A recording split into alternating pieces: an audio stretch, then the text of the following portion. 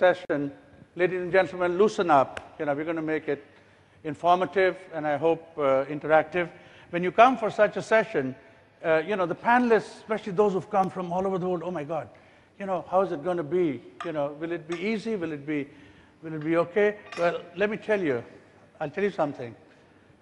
When I see these panelists over here, I am nervous right now, okay? So let me get over that nervousness and by fast introduce you. We have my dear friend Louis, come all the way from Los Angeles. Funny enough, we flew together, but in different directions. You did your psychology, Lou, from the Ohio Wesleyan University. And you started your career in IBM, joined Honeywell. You moved to London in 1967 and spent 10 years as vice president of an international operations and computer investor company. When you returned to the US, you've held various sales, marketing, and general management positions with various multinational companies.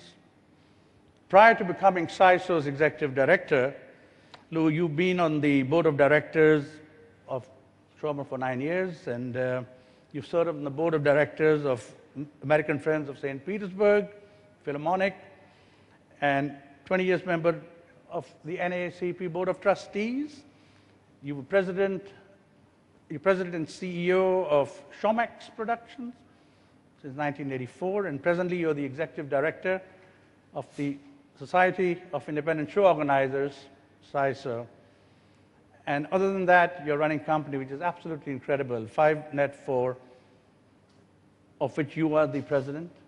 And it's a company which has the flagship is Abilities Expo, an exhibition for people with disabilities, caregivers, and professional healthcare. Fantastic.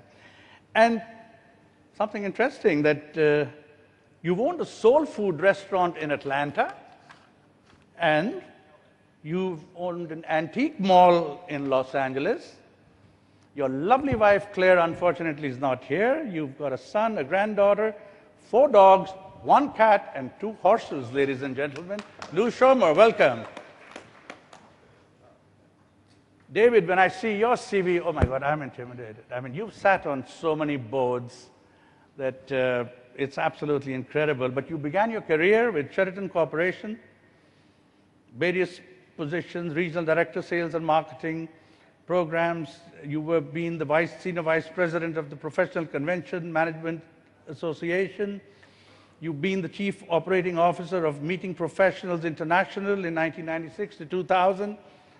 And of course, most recently, you've served as the president and CEO of Fort Worth Convention and Visitors Bureau.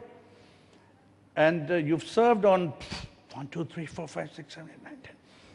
You've served on some major boards, the American Society of Association Executives, the board of directors for the Texas Society of Association. You've been board member of the Fort Worth Chamber of Commerce. It's absolutely fantastic. And today, David, you are here in your capacity as president and CEO of the International Association of Exhibitions and Events. You've been a great friend of IEIA, our logistics association. And ever since we met you for the last couple of years, you've become a great friend of India. And to find time from all of this, you do find time for your game of golf, don't you? Thank you. Welcome. And then we've got this young kid on the block. Mark Cochrane, ladies and gentlemen. I don't know if you know it, but he's a Canadian by birth. And he earned his MBA from Thunderbird, the American Graduate School of International Management in 1997. You've been based in Hong Kong for 18 years, Mark. Incredible. And joined BSG, the Business Study Group, in 2006. And prior to that, you worked in a variety of roles, primarily in B2B media and markets research.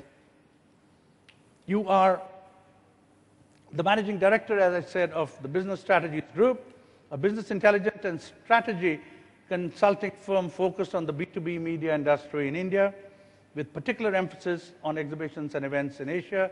And Mark Cochrane, my dear colleague in UFI, you are the regional manager of the Asia Pacific region, right? So what do we have here? We've got a Canadian by birth, stays in Hong Kong, works for a French Association registered company, and he's here in India with us. So that is the United Nations, right?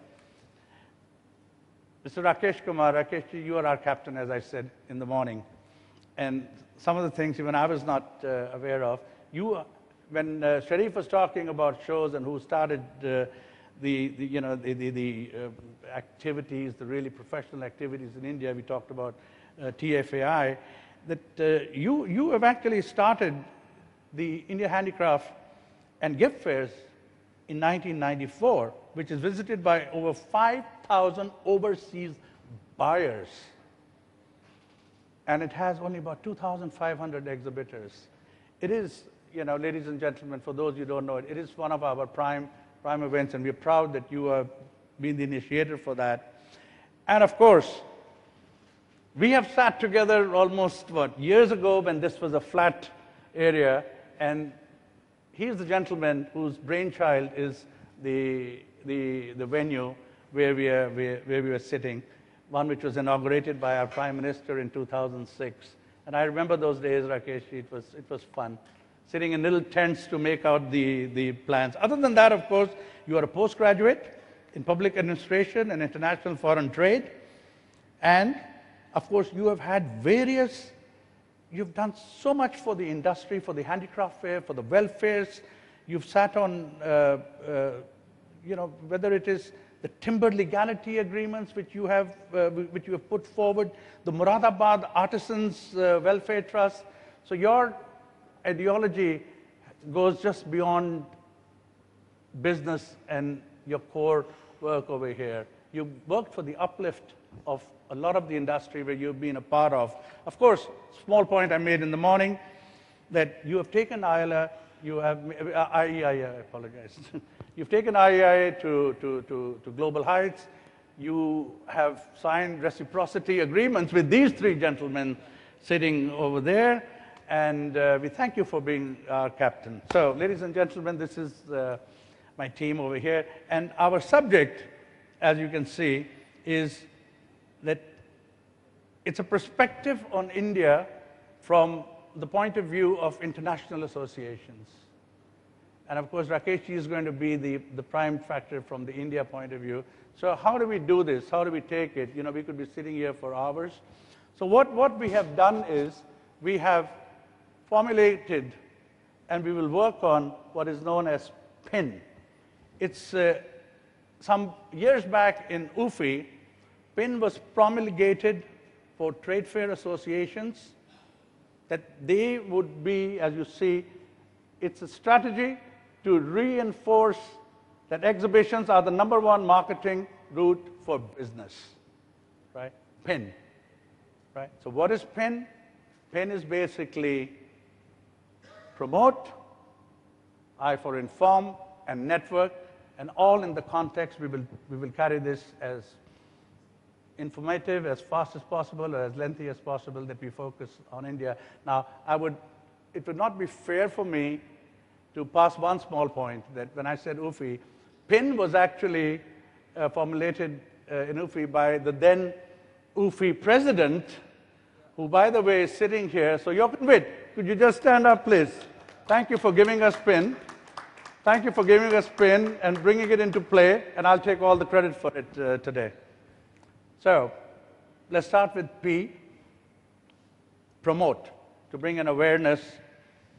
So what are the trade associations and the international associations doing with respect to India for awareness for the industry from an Indian perspective? What do you look at it now, and what do you think can be done in the coming future? Lou, I see you've picked up the...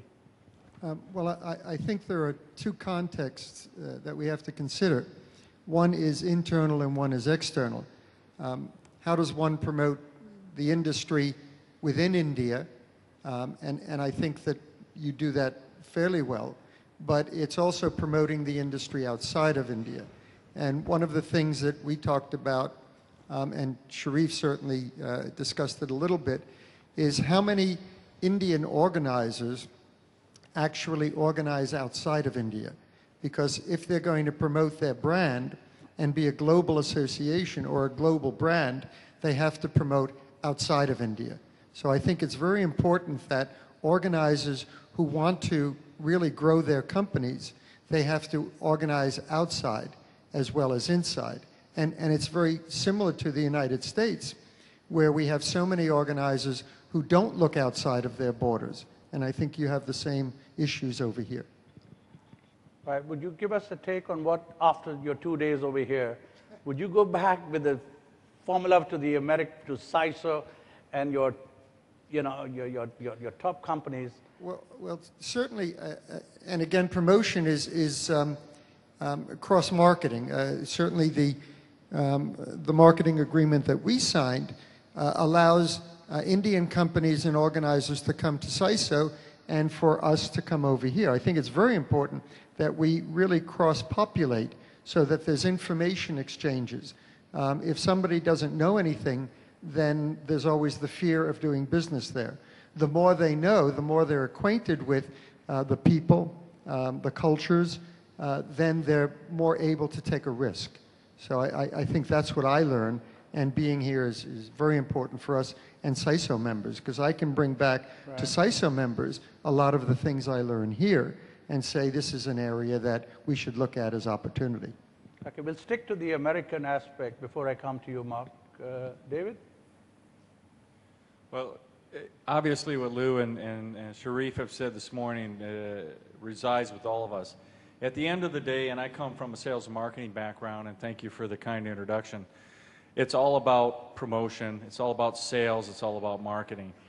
To hear this morning the commitment from your government and from the leaders of your association about the growth potential of the largest democracy in the world, you're underachieving all the great things that you can do. At the end of the day, everyone in this room should be a member of UFI, should be a member of CISO, and should be a member of IEIA. And collectively, it was touched on a little bit, collectively, if you co-op your dollars, because not everybody can go to all three of our events. You know, Lou has a couple a year, Mark and Paul do 4 or 5 around the world every year, we do 3 or 4.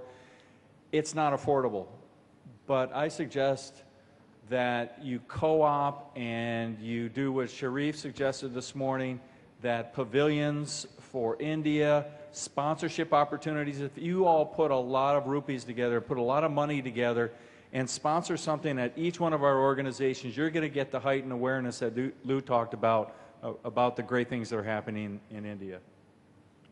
Right. From an UFI, European point of view, old hands, you know, long association with IEIA. Well, I think first thing I'd sort of like to build on something that Lou was saying. You got to think about what audiences you're talking about when you talk about promote, because you've got a government audience, which is extremely important, and I'll focus on that in a second. You've got the industry itself, and then the industries we serve.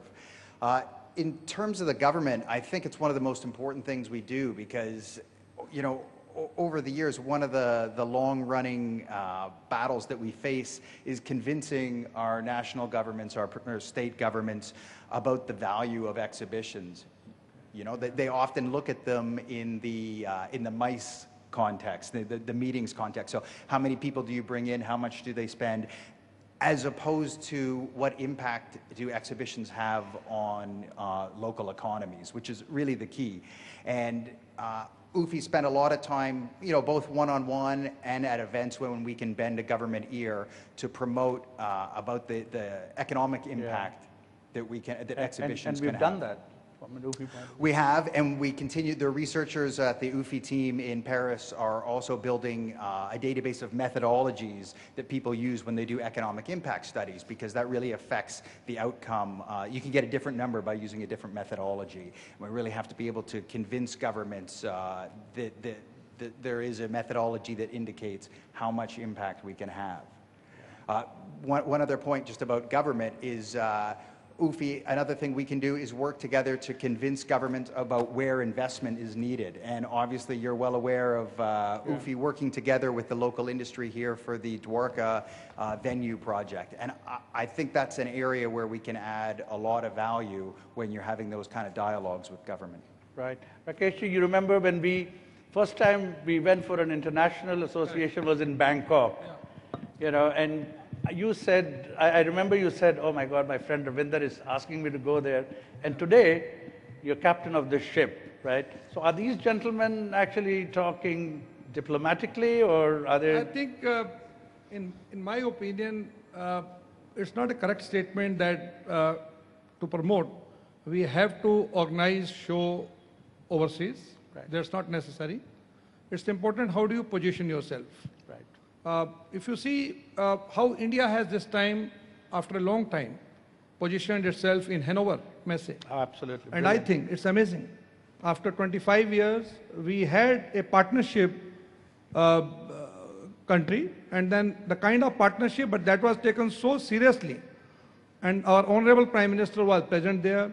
India was all around, not only Germany, but all over the Europe. Yeah. And I think all CEO of the Europe, all 25 or 30 CEOs, Siemens and all that, all those CEOs, they were lined up. Yes. So the issue is how do you position yourself? It's not necessary that you have to organize, but you can also partner. At the same time, if you see the strategy of China, it's other way around. Their strategy has been to position themselves within the country because they have their own strength of manufacturing. They are showcasing, and simultaneously they are also taking the people around to the facilities and also the manufacturing centers. So they are not focusing much for organizing Chinese show overseas. So it's an issue of, I think, for each country, it depends on their strength and their entire SWOT analysis. I think they have to have their own SWOT analysis. And on that SWOT analysis, they have to make their strategy to promote. Yes. In many ways, you've agreed with Lou when he says that, you know, we've got to go abroad and show our thing. And Hanover, ladies and gentlemen, for those who were there, I see Gotze, Mel, Mr. Gietenmeyer. I mean, it was absolutely phenomenal, you know, absolutely. And by the way, the United States is the partner country next year in Hanover. You guys have going to be a slightly difficult act to follow, trust me. It's been amazing. But yes, you know, you're absolutely right on what you're saying as to how we position ourselves, right? Yeah. If I can just add one thing.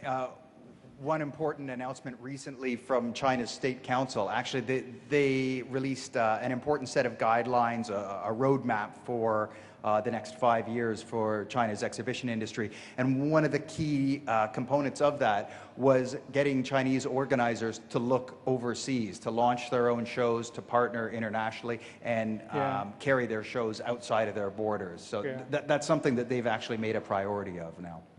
Right. When we move slightly, but stay in the awareness aspect, and how, for awareness, how do you, from the international side, look at enhancing industrial skills in India via your trade associations?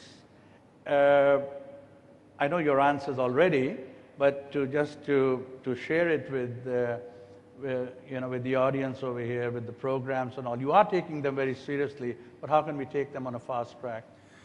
Well, thank you, Ravinder. P also stands for people. I know in this formula that we're talking, that's guiding the conversation today, people is not included, but I'm going to include it very quickly. Because as you develop the infrastructure over the next 20 years, it will probably take 20 years for 20 new facilities to be realistic. You have to have the ladies and gentlemen that are trained professionals. Yep. My friend of the right, to my right, Ufi has an outstanding program that Mark will tell you about. We are launching our Certified in Exhibition Management program here in India later this year. And between the two organizations, there are excellent educational opportunities, Ravinder, that will augment and encourage and actually help to develop, further develop career opportunities here in India. Mark? Yeah, thank you.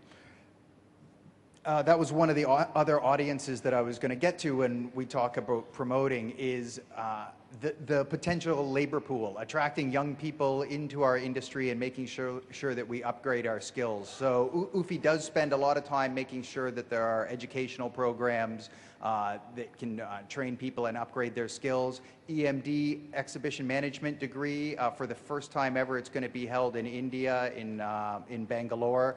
The first module kicks off later this month. If you're interested in that, please talk to me after this session.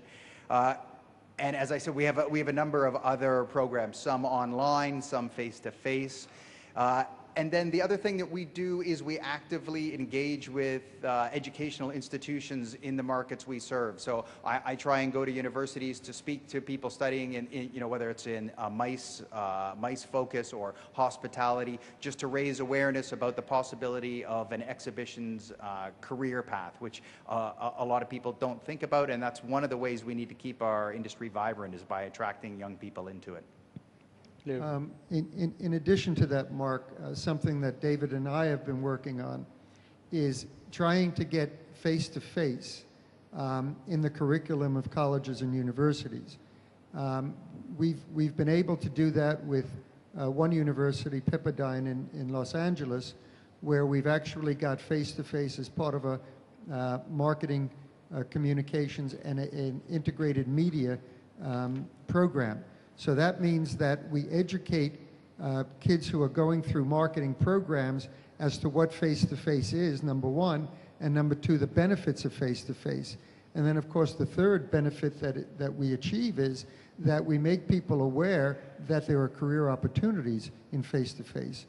And we'd like to do this on a universal basis across globally, because we think that right now, when we look at trying to find people, whether they're salespeople, operations people, marketing people, who come from the industry, the only way we can do that is steal from somebody else in the industry, rather than really developing our own infrastructure of people who understand what face-to-face is. So that's a very important part of the programs that we've put together, certainly IEIA, UFI, and CISA. Rakeshji? In fact, IEIA has already signed agreement, as a reciprocity agreement, and we are already in discussion, and hopefully some of the program will be launched soon.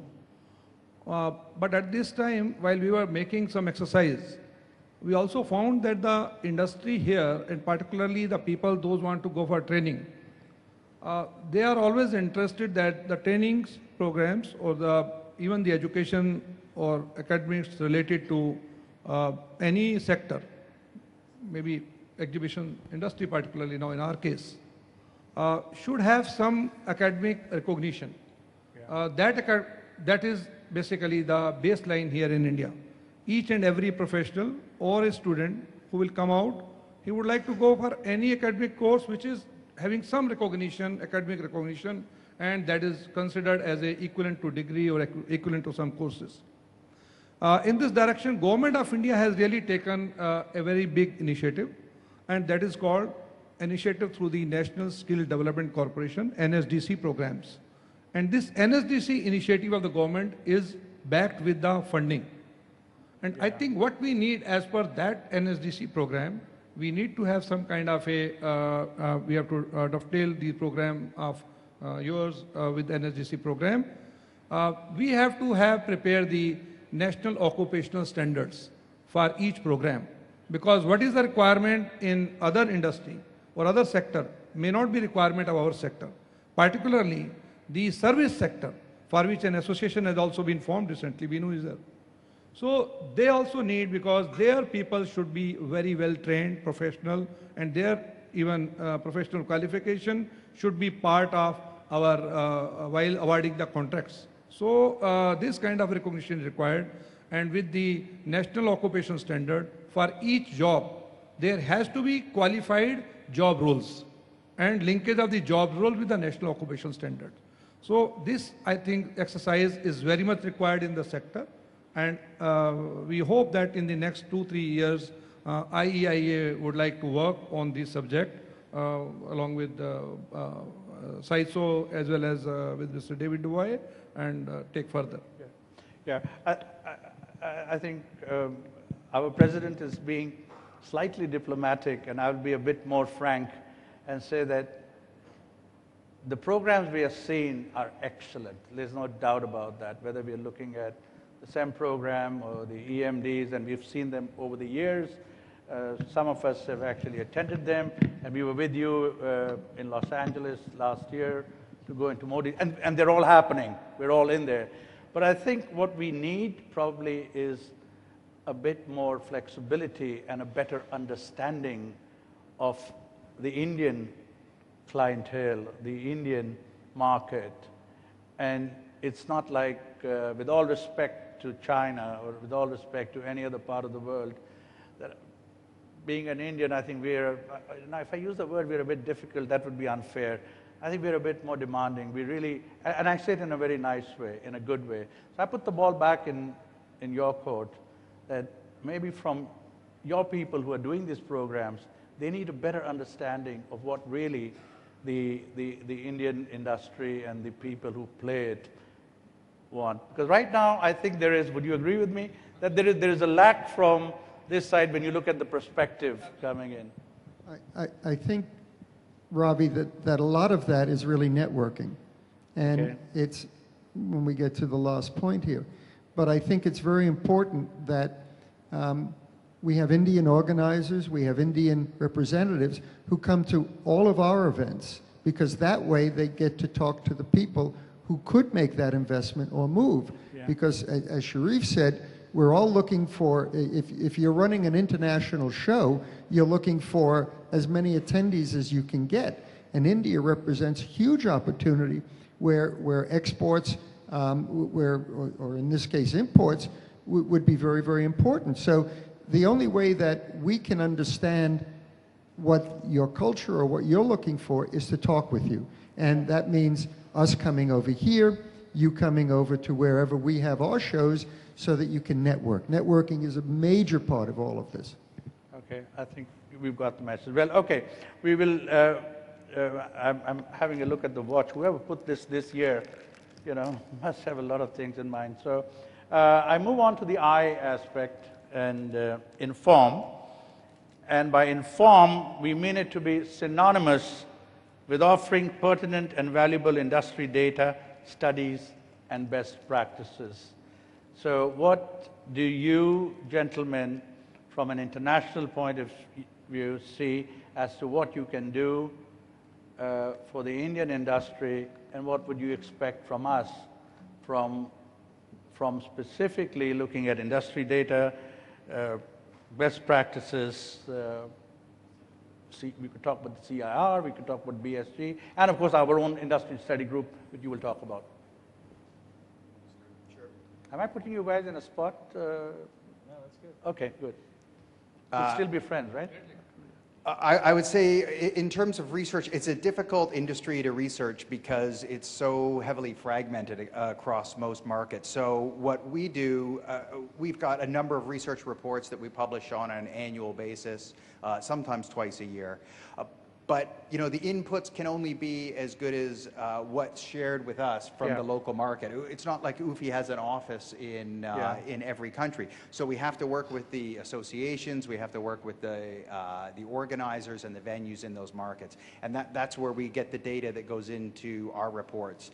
I was really pleased to see that you're launching, that was just released, an overview of the Indian exhibition industry, and I'd be happy to share our data with the authors of that report. But essentially, that's what we do in terms of the Asia data. And then when we also publish stats on European or global exhibition industry, all of the associations work together on sharing the data we have, because, as I say, it is quite a difficult industry to piece together the key data points when you're trying to get the right metrics in place. Yeah. David? Perfect, Mark. And the only thing I would add is, from a best practices standpoint, is certainly all of the online information that CISO, UFI, and IE make available to our members is all about, in many cases, best practices. It's about the research reports that are put out by our 3 organizations that talk about trends. We have and we'll talk some more about it tomorrow, Mark, when you and I are on a panel together talking about research, so we won't go into it in depth now. But there are a lot of resources that are available. They're online, and a lot of them, if you go to the UFI, CISO, or IE website now, even if you're not a member, a lot of these, Ravi, are available on an executive summary basis for you. Well, one of the problems, and Mark is very familiar with this, and especially with the United States, and I don't know how it is in India, but it's called audits. And in Europe, and certainly a lot of all of your UFI members have to have audited results. In the United States, organizers look at audits for the most part as an invasion of their privacy. They don't really like audits, and they don't think that they need audits. And the only way that they're going to change is for their exhibitors to come and say, we need a universal way that we can find out exactly how many people you're telling us come through the gate. So that's a major problem in terms of doing research. If you can't, if you don't have a universal system of auditing everything, then the research is really not measurable. Yeah. I agree with the panel, and I think it's more on the SOPs. So we have to develop the SOPs. So that should be standard SOP, which is on international scale. Yeah. You actually took away my punchline on this, Lou, because I think the ball in this particular aspect lies over here also, because though we are getting more and more companies who are professionally auditing their events, but I think we need to do a little more, or much more in some areas for the auditing point of view, for you to get your figures. But I think what we have announced today, the industry, our study group, and we have to, as we said, we have to acknowledge Mr. Syed. Where is he? Syed Saab, where are you? Is he still here? Okay, he's not here. And you will see that when we all look at the studies and the statistics and the information data, almost always we're just looking at B2B, right? And to that effect, we are very close in our various ways in the results that we get, right? But our bigger market, and a much, much more bigger market, is also B2C. And it's amazing how, when we look at B2C, how you can, over a period of time, convert them into B2B by just providing correct data and being more informative. Would that be correct? Yes? Something that's happening now on the digital complement of exhibitions is what they call attendee profiling. So you have an attendee that comes to your show, and it's a show about waste management, let's say. You take that attendee and you find that that attendee has other interests. So the interest might be, as a hobby, they ride motorbikes or they go fishing.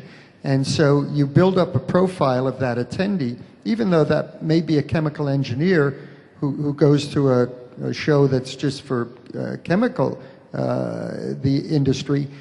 They have other interests. And what's happening now is that through the data management and the data profiling, people are saying, well, if that person goes to a chemical-oriented show, they might also be interested in, let's say, a fishing show or something else. So a lot of the technology is driving profiling, data management and profiling. Right. Well, let's move on to our N, the network. It's basically to put associations like all of us here to create platforms for exhibition professionals to meet in order to enhance business opportunities and share knowledge, which is what we have been talking. You've been coming, Mark, I'll start with you.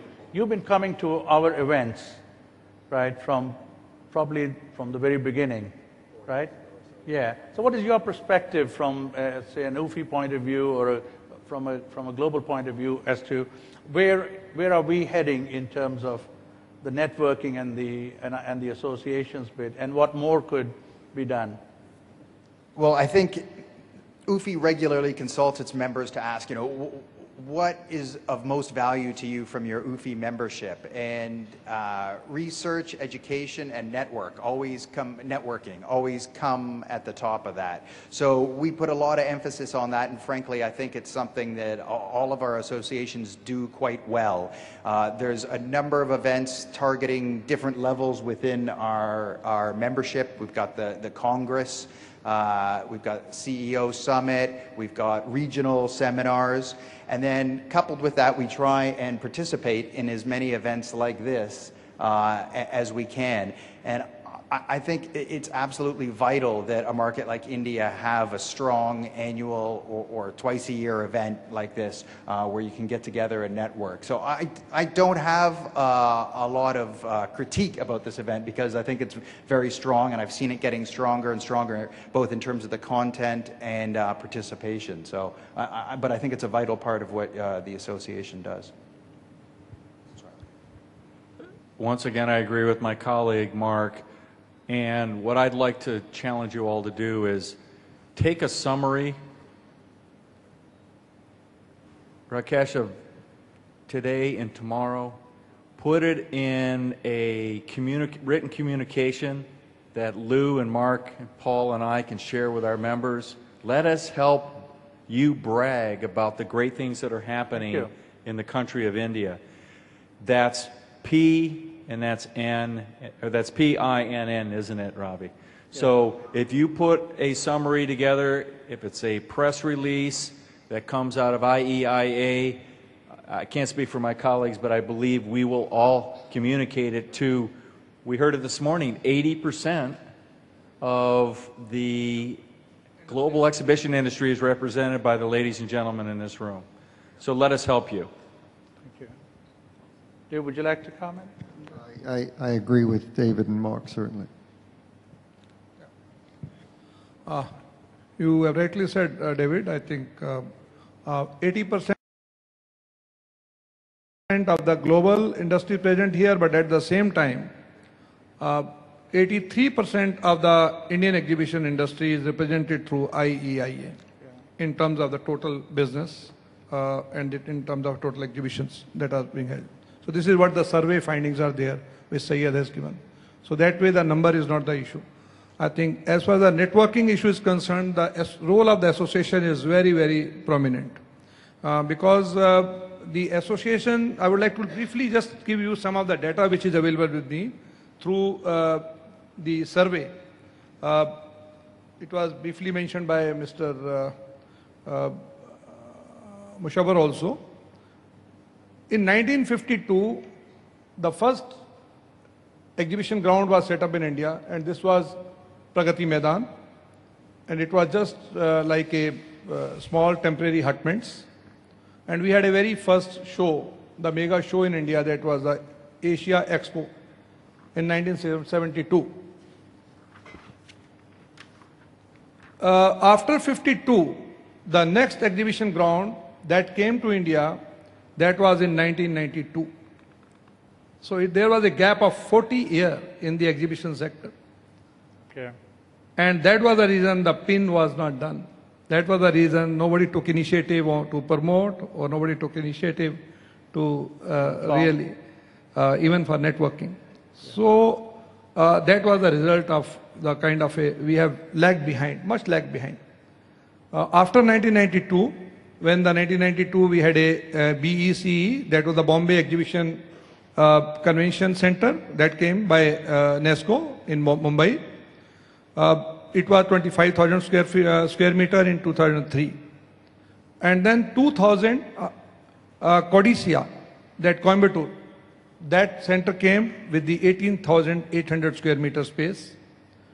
2001, CTC Chennai, that was a ITPO center. And 2003, Hightex Hyderabad. 2004, KTPO, and after that. So most of the development took place after 2001. So between 2001 to 2014, today our total space has gone by 3 times. So that is the, so in 2001, this kind of a activity started some way by individuals, and later on it came into the form of an association and a networking. Today, even 2005, when the Expo Mart came into being, that was we had 32,000 square meter space, and by now, by the end of July, it is going to be 72,000 square meter space. So there were only two venues, one at Pragati Maidan and one more venue in Mumbai. So now there's a total mushrooming of the venue all over. So there's a need of really networking, and that networking by the associations, and it's possible that all the associations, whether these are the vertical product associations, because most of the trade shows in India are being organized by the vertical product associations. Not even by IEIA is also having this limited role in those vertical product exhibitions. These vertical product exhibitions are like even the Hanover. The Hanover initiative was taken by Engineering Export Promotion Council and not by our national body ITPO. Yeah. So that's surprising. So the role of the association and its networking is very, very important, and I think we have to take complete full initiative to this effect. Right, thank you. I mean, it amazes me the more I sit here and I look that actually you four gentlemen over here, if you look at it in terms of population, forget the industry, I think of where all we have representatives, IEE, UFI, IEIA, I think we're looking at maybe 90 to 95% of the population of the planet. Would that be correct? Yes. So it's a very serious thing, ladies and gentlemen. I am trying to be totally time conscious, so I'm going to hit it out and ask my friends over here if there's anything which they would like to comment on or ask. But Anbu, before I get to you, which I will definitely, Yokanwit, wake up. So the PIN strategy was yours, yes? Would you like to throw a comment, not just on the PIN strategy, but the fact that you have been involved in India for many, many years, you continue to be involved in India till date. Are we on the right track from in terms of the perspective which you have seen from these gentlemen over here? And can I take the final credit for your PIN strategy?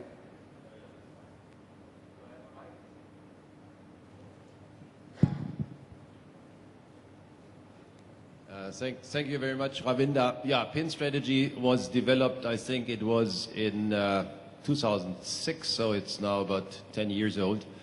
And what we meant by that is basically the role of the association, where we said it is important that the association promotes our industry, the basic principle.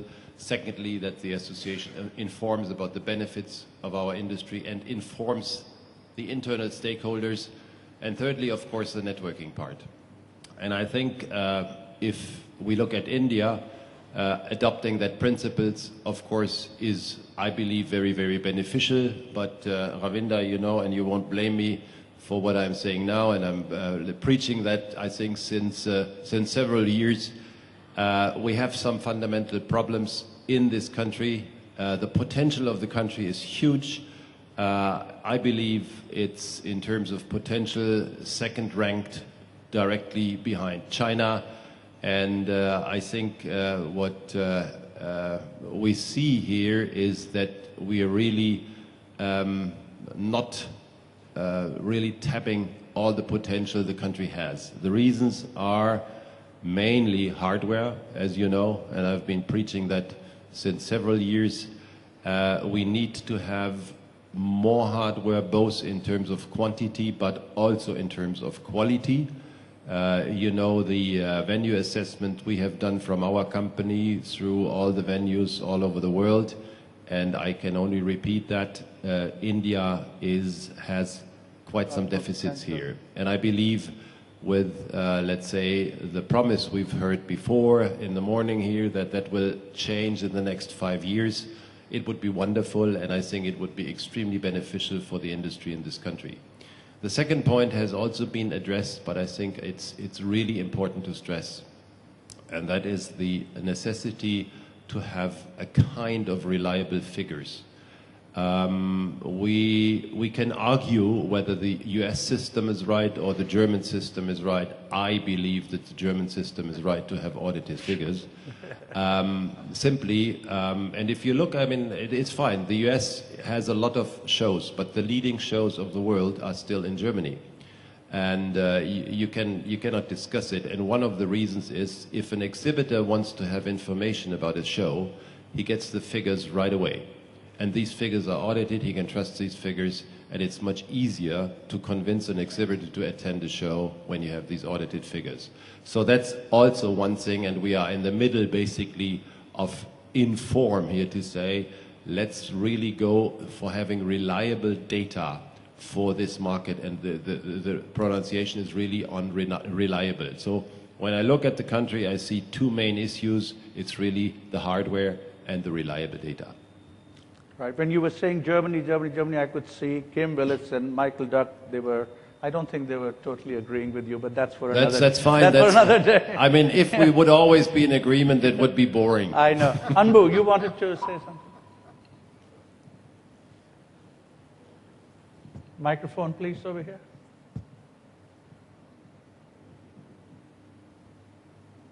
Introduce yourself also, Anbu, please. Anbu from BIEC. Thanks, Ravinder. Let me go to the central part of the PIN, the I part, inform, or awareness, whichever way you look at it. Would the panel like to quickly touch upon, as part of the association, role, responsibility, standards, safety, as well as sustainability? Otherwise, we would be missing an important part of the future development. Very quickly, though I know the time is limited. Yeah, standards and safety. I would say with UFI having members in over 80 countries, it's difficult because different countries have their own regulations and their own standards. That said, we try and promote health and safety benchmarks and standards through the G Guide, which is a general set of guidelines that should be applicable across any market, regardless of where you are. And then we also regularly address it through the appropriate committees, like our operations committee.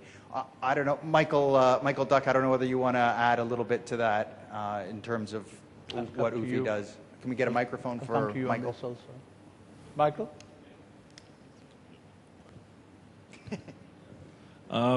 Well, certainly in regards to companies, say, like my own, like ITE, like Reed, we are public limited companies quoted on stock exchanges. So the chief executives and the directors have responsibilities for health and safety and sustainability throughout the companies as delegated and allocated by the stock exchange. So all the way through the company, we have to ensure, wherever we are in the world, that we have the same similar high standards. Now, that's very difficult to actually enact throughout the world, but here in India, we have, with UFI, as Mark has said, worked with the G Guide, which has been put together by people like Reed and ITE and ourselves and Tarsus and others, and had it translated into Hindi, as well as into Chinese and to other languages, to be a basis for trying to have somewhere to start from. And people need to have pride when they come into work into a venue, when they are as stand contractors or freight forwarders or as exhibitors, that they have a position in regards to their own particular safety. You know, you can't have, as head of a CEO of a company, where you can't think that possibly there's going to be a fire in a venue, or the positions that if the CEO of another company is going to get banged on the head because the lights fall down, or that there's going to be a problem because of lack of sanitation from the toilets or the food and beverage and things like that. So we all, through our companies and through associations that we have here, need to drive very much the professionalism in this, as much as Lou has said in regards to auditing, the professionalism in terms of figures there and the realities. But also it needs to be coming from the audience as well. They need to be able to say, what how many people really did turn up, because I want to know how much to spend on my marketing funds. I need to, you know, in most countries now you've got audits where you can have a reality check by how many publications or by how many people attend through certification. And I think we need to really look at that here in India, in the professionalism of the industry. Thank you. I think Rajiv has done already, IEIA has done some split work, not exactly the complete. So if Rajiv Malhotra you can throw some light on that, about our draft safety and codes standards. Rajiv. Just briefly you can mention. We have to take it further, definitely. There's a lot to be done in that, and I think we need to have a panel later on for that. Yeah, we, as association, we started on this project about 3 years ago, and we constituted a panel in which we, among members, we have some of the most important players in this industry in India, including UBM, BIEC, R.E. Rogers, P.S. Bedi, and myself, and a lot of deliberations were held, a lot of meetings were held over a period of 1.5 years, and after that we came out with a draft of standards and codes which can be adopted and which can be proposed for all the members of IEIA to start with, and eventually it can also be made mandatory for anyone who wants to operate in this trade fair business in India. Having said that, there's a long way to go. In fact, along with the standards and codes, we also adopted a code of ethics which has been adopted in consultation and with UFI. In fact, we have primarily the UFI code of ethics is the basis of that, and it has been proposed, and there is, as I said, some way to go, because there were some oppositions, some objections and some observations made by some members to this draft which was proposed, and we are working on it. Thank you, Rajiv. I think, Anbu, just a small point, that not as Rajiv has said, the association is doing it.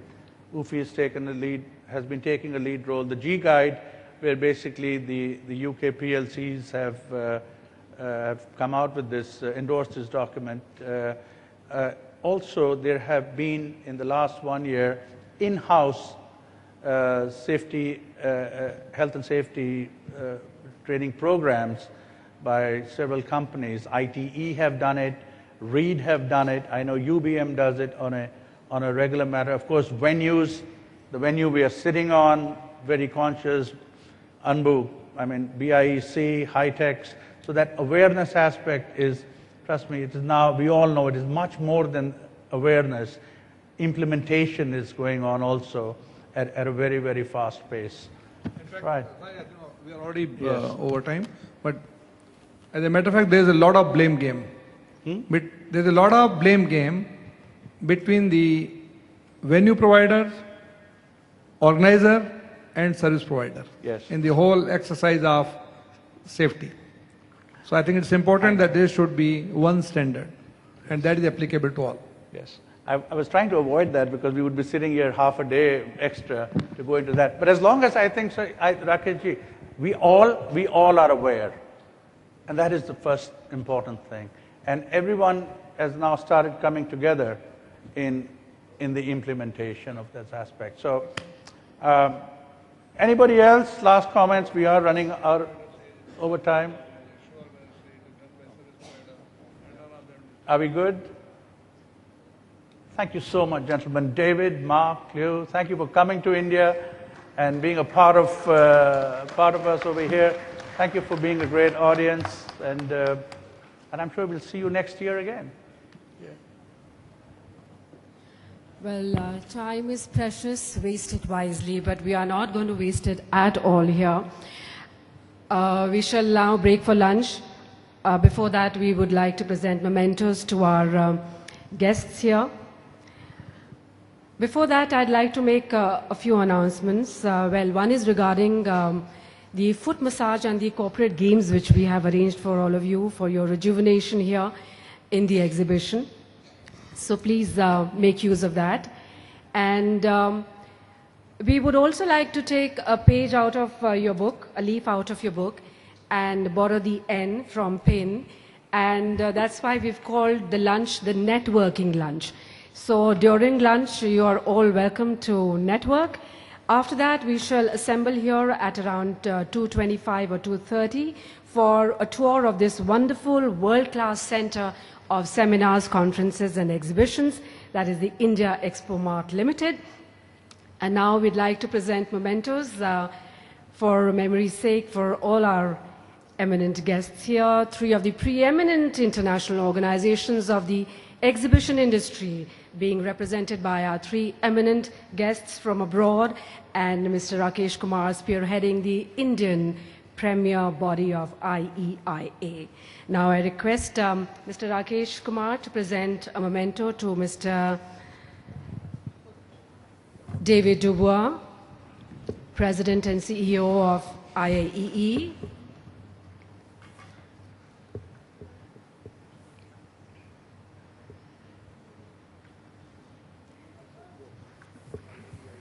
Mr. Ravinder Sethi, who very eloquently moderated this session, to present a memento to Mr. Louis Schomer, Executive Director of CISO.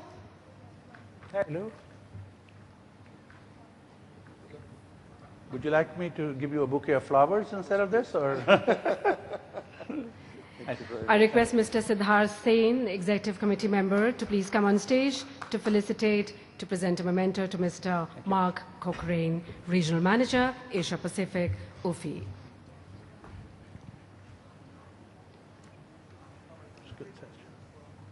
Thank you.